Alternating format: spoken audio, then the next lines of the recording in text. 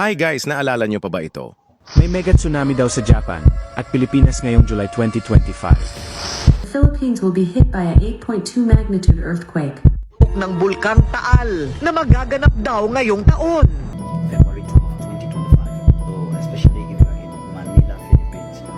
Ang mga paglindol o big one, napigilan natin dahil sa inyong mga dasal, pero hindi ko man mapigilan ang ulan o mga pagbaha sa inyong lugar dahil limitado lang ang gift ko.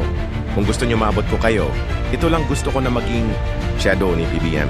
Ang kailangan ko lang ay 300k follower, 1 million views at likes, gaya ng ginagawa ko kay Pangulong Pinoy na magandang ekonomiya.